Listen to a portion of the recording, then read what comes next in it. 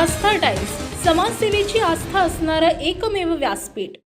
आमच्या नवीन बातम्या पाहण्यासाठी आजच आमच्या आस्था टाइम्स न्यूज चॅनलला यूट्यूबवर सबस्क्राइब करा आणि बेल आयकॉन प्रेस करा।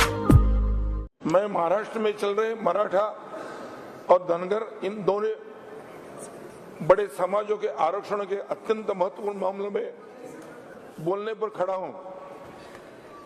पिछले 10-12 साल से मराठा समाज और धनगर समाज आरक्षण के लिए आंदोलन कर रहे हैं। इस दौरान महाराष्ट्र ने 4 राज्य सरकारें बदलती हुई देखी है।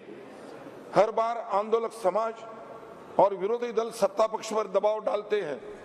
सत्ता पक्ष कोई कमेटी या कमीशन गठित करता है और मामले को खींचते उस सरकार की टर्म के आखिरी महीनों में आरक्षण किसी की तरह से घोषणा कर दी जाती है। आगे चलकर कोर्ट किसी न किसी बहाने कानून के मुद्दे पर खारिज कर देता है। तब तक सरकार बदल चुकी होती है और पूर्व सत्ता पक्ष अगले सत्ता पक्ष को दोषी ठहराता है। ये दुष्ट चक्र पिछले 12 सालों से चलता हुआ है। कानून के विशेषज्ञों को कहना है कि इन आरक्षणों की प्रक्रिया में केंद्र सरकार की भूमिका ही सबसे महत्वपूर्ण है, लेकिन दुर्भाग्य से केंद्र सरकार इस विषय पर लंबे समय से मौन में है। आपने विषय कुछ दूसरा महाराष्ट्र इतिहास काल से एक सामाजिक समता, बंधुता और सुधारवाद की भूमि रहा है। इन दोनों समाजों को आरक्षण संबंधी मांगे योग्य है, इस पर भी महाराष्ट्र में सभी कभी सकारात्मक मत है।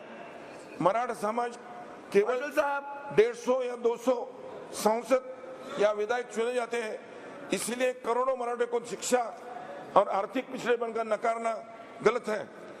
इसी तरह से करके दिया है केवल धनगर और धनगरी शब्दों के लिए भिन्नता की वजह से मैं थोड़ी सुधार कर रहा हूँ भाई। आपने नहीं आपके परमिशन सुधार करता हूँ क्योंकि ये मामला बहुत जोरों से महाराष्ट्र में चला है। जो लिखा हुआ था भारत सरकार में आप तो बहुत वरिष्ठ सांसद हैं, 2 मिनट लिखा हुआ होता है। इन दोनों समाजों के प्रश्नों को करना है और अधिक समय दिए तो अनदेखा करना महाराष्ट्र में भविष्य के लिए चिंताजनक हो सकता है।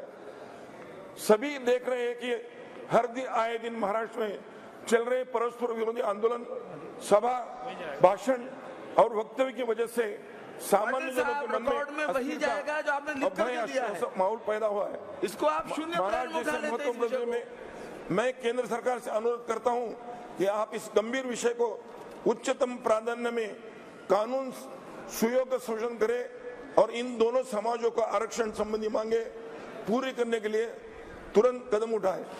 महोदय, आपने मुझे जो मौका दिया इसलिए मैं आपका आभारी हूं। पहले मैंने जो प्रश्न पूछा था उसमें थोड़े सुधार करके जो अनुमति दी, इसलिए मैं आपका बहुत आभारी हूं।